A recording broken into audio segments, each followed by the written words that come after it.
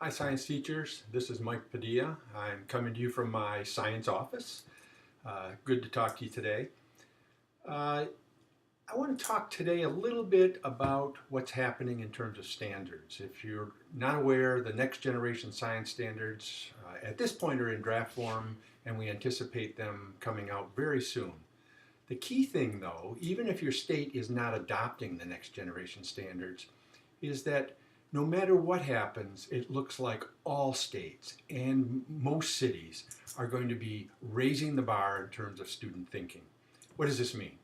Well, we're going to be asking students to analyze and interpret data, to construct explanations from data, to engage in argument, to obtain, evaluate, and communicate information.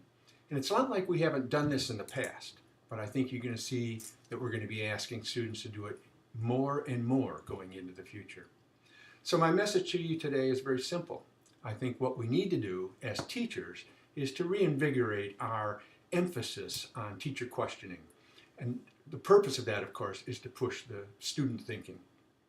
So first of all, I think as we plan our lessons, as we think forward to what we're going to have the students engage in, we need to get students involved with thoughtful questions and tasks. This probably means more open-ended questioning, questions like what did you observe or what are some possible outcomes.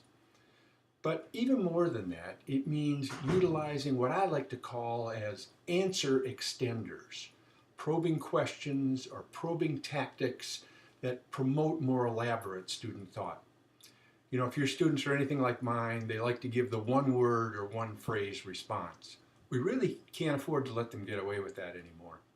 So using questions like or comments like, well, tell me more, or what evidence do you have for, or what do you think would happen if? How about explain that in greater detail? Or how about bouncing from one student to another? Tina, do you agree with what Jonathan just said? And of course, then there's the age-old just using silence. Or, frankly, I like to use neutral responses. That's interesting. I see.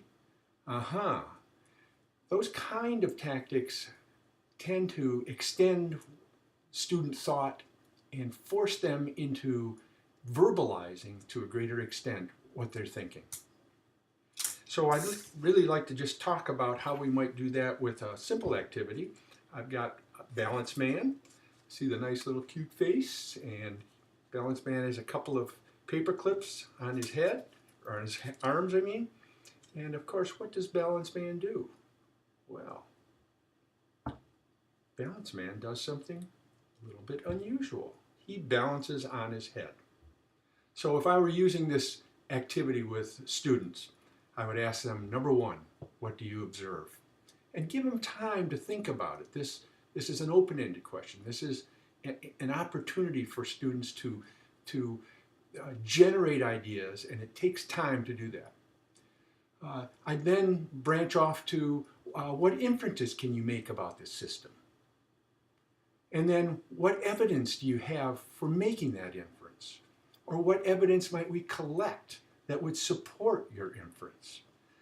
So by scaffolding these kind of general questions and then using the answer extenders that we just talked about, I think you're going to see that student thought improves tremendously, and that they will learn to expect that you're going to be asking questions like this.